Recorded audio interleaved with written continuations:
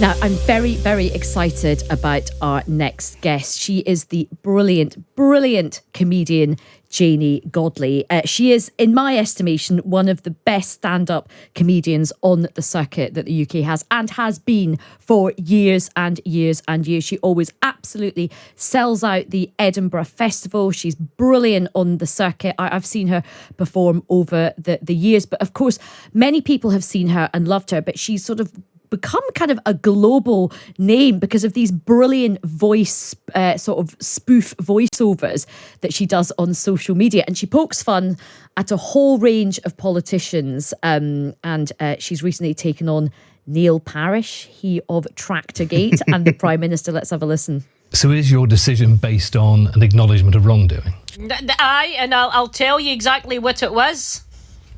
Okay. I went to a tractor site called Pornhub to look at new tractors, and it wasn't anything to do with tractors. And I'll tell you what, they were pretty energetic camshafts on those tractors. But I kept watching, but no, nothing to do with tractors. At home, you are being investigated by the police. You've got MPs calling for you to resign. You're living under the constant threat of a no confidence vote. Do you not think you're just burying your head in the sand over there? Yeah, you're gorgeous. This is a lovely basement interview. Now listen to me. Why would you say that? All the MPs in Britain support me. They all love me, except for a couple in Scotland, but they don't count because they're lightweights. He's called Desmond or David or something. But anyhow, they don't like me. But at the end of the day, it was just a couple of parties. She joins us now. And of course, Janey, welcome to the show. Thank you. Thank you for having me. Oh, it's so good to have you on. Now, you are a woman of many, many talents. Not only are you extremely gifted with your social media and these videos, your amazing stand-up, you've also written your first novel. It's called Nothing Left Unsaid. Tell us what the sort of story is about that, Janey. Okay, the book is set in two time zones. It's set in 1976. It was the hottest summer since the sun appeared in Scotland. Set in present day, and it's a story about friendship. It's a story about women. It's about women leaning on each other and leaning into their own lives. And it's a story about a daughter and a mother who have bridged the gap of 40 years through a diary that her mum has left her to read as she slowly gets really ill in the Glasgow Royal Infirmary, which is something I ended up doing at the end of this book, but I never knew that when I was writing it. So it's a story about friendship and women sticking together. That's basically what it is, but it's set in two time zones. I don't want to give too much away or I'll, because my brain has got chemotherapy, I end up saying the wrong thing, so I'm being very careful. Makes me splatter out the wrong thing. So yes, it's a wonderful book about two women and it spans generations. And, you know, how did you draw on inspiration for this book? Because obviously you're born and bred Glaswegian. This is a book about Glaswegian grit, humour, strong female characters. That is a huge part of your life story as well. You've written your autobiography, Handstands in the Dark. How much did you draw on your own life experience for this book and that of your family? I mean, there's a lot in there of all the women that I grew up with. I mean, I was sitting at the knee of my mammy as she was doing hairdressing jobs in the house with a squishy bottle of Bel Air and doing big back combs for the lady. So it's a lot of it is what I witnessed. I mean, it's not autobiographical at all. It is a love letter to my mammy and it's a love letter to the tenements of Glasgow. But yeah, I mean, all those women, you know, Bridie McBride, Philomena, Isa, all the Sandras, Big Mac, Davy Dunsmore, those are all characters I grew up with. So there's a lot of stories in there that I actually saw with my own eyes, and a lot of it is fiction as well. Yeah, I love the name. Senga, all the Sandras. We used to play badminton with a lady called Senga, and she was absolutely amazing. She was like, all our family just loved her, absolutely loved her. And Janey, this book also kind of collided with very sort of difficult news for you with your own health and your cancer. Yeah, I mean, the book opens with Sharon visiting her mum in the hospital because her mum is in her 70s and she's fighting cancer. I mean, the whole book it's not about cancer. A lot of people who have spoke about the book think it's a book about cancer. It really isn't. She could have been dying of anything, but it's a book, opens with her mother, very old and dying of cancer. But at the end of the editing process of this book, I discovered I had ovarian cancer, which kind of obviously threw me as a human being, but it threw my brain into panic when I was trying to do the final edit of the book. But yeah, I mean, it's been really hard just dealing with the fact that I've got cancer. Tomorrow I go for my blood tests, and then on Tuesday I go for my number 6 chemo, which I'm hoping is my last chemo. I'm hoping that they do that chemo and then I get a scan and the scan says it's all under control. That's what I'm hoping for. Well, Janey, I mean, Grant and I are just fingers crossed for you in the studio. And I think everybody who will be listening to this and all your legions of fans who absolutely love and adore you will be hoping for the best. And Janey, how did you know that you had got cancer? What were the symptoms? The symptoms, I was on tour and I was on stage for 2 hours a night, but I had this really heavy bloating. And when they did the hysterectomy, they took 3.5 litres of fluid out of me. So goodness knows, it's like a big giant fish tank in there. But heavy bloating, needing to wee all the time. And before I could eat, I felt full. As soon as I started eating, I'm like, goodness, I can't eat anymore. Sheer exhaustion and some lower abdomen pain. And I went to the doctor as soon as I come back to Glasgow from London, and she felt something straight away. And then the very next day, the result of the bloods was that I have a high number tumour marker, and that day I had to go into hospital and they did a scan. So I was diagnosed very quickly, but it was still stage 3. So anyone suffering those symptoms, the bloating, the needing to wee, the feeling full before you eat, the discomfort in your lower abdomen, get it checked. Go to your doctor, get it checked.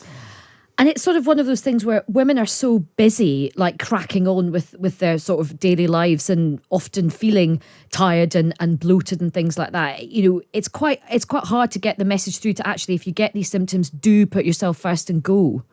Absolutely. One of the good things to come out of this, one of the most brilliant things to come out of my cancer is that I get emails every week of women who have watched my videos and went to the doctor and been diagnosed early. So that's a great thing. That's a great thing to happen. So out of all this fear and horror and, oh my God, I wake up every day with cancer, at least there's been a lot of people, a lot of women who have been diagnosed early because of me and my big yappy mouth talking about it a lot.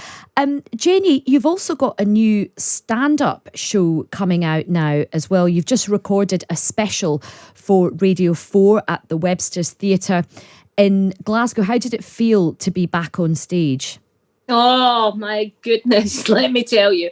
I was terrified that I wouldn't be able to stand up for an hour, so I got a chair on stage, and I thought it was going to be sit-down comedy, but I literally only sat down for about a minute and a half, and then I thought, I can't do this sitting down.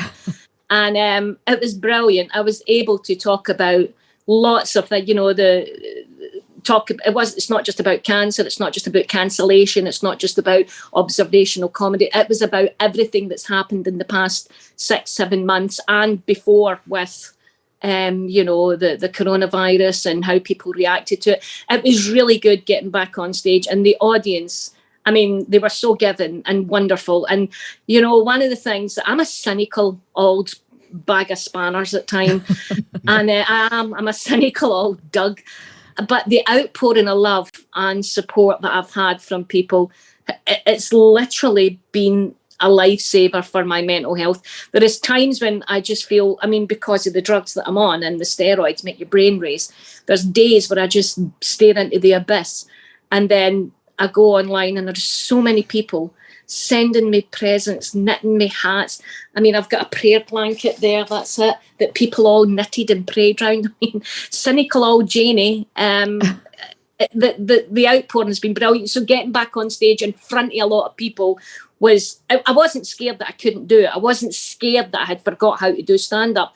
I was worried that I wouldn't have the energy because the fatigue's been one of the biggest side effects of the chemo. But oh my goodness, they carried me the whole way. I had a great time. I wanted to stage for 3 years.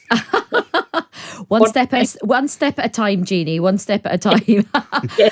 But listen, one of the things that's really interesting about your show, and one of the things that's been really interesting about your fans, is you do deal with the experience of owning up to some offensive tweets you wrote in the past, and you have apologised for it, and you've had a lot of praise for kind of owning up to it and owning that experience. Talk to us about that a bit. Yeah, Ayesha, you have to own your mistakes. I said things that were hurtful to other people. They made people feel really bad.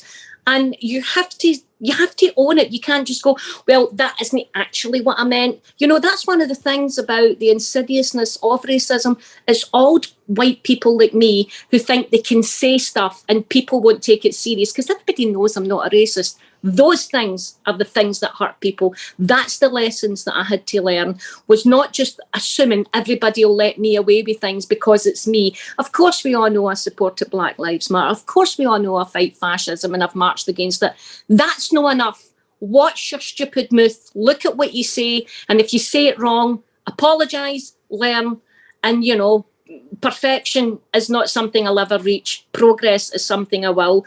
And admitting that you get it wrong, and apologise for it. And apologise sincerely. And if people don't accept your apology, they've every right not to accept it.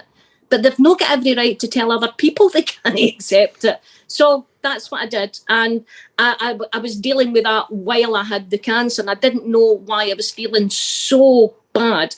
And I thought, well, this is what shame does to you. Wasn't it? It was a mixture of shame and ovarian cancer. So I went for literally feeling like I wanted to just end my life, to fighting for my life within 6 weeks. And I'm proud of owning it. Yeah. I'm proud I didn't back down and say, well, this isn't, user snowflakes. No, you say things wrong, put your hands up and go, no, I'm wrong. I'm absolutely wrong.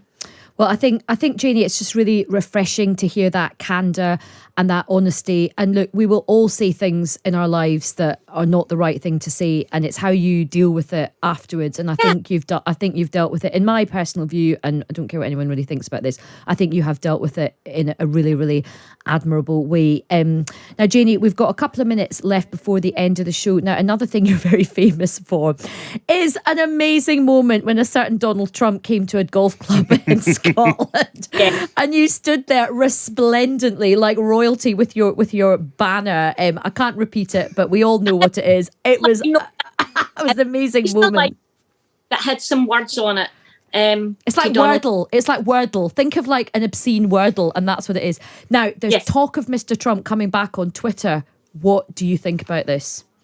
He probably still have me banned. I mean, he blocked me in 2012 because he said that his Aberdeen golf course had a storm, and I wrote, your golf course is rubbish. And he went, my golf course withstood the storm. There's just a dent in it. I says, why don't you grow the grass long and comb it over the hole? So that got me blocked. Oh, I absolutely love that. Well, listen, Janey, it's been such a pleasure speaking with you. And look, our fingers are crossed, and we're sending you all our love and best wishes for your chemo. And let's hope this is the last one. Thank you, Ayesha.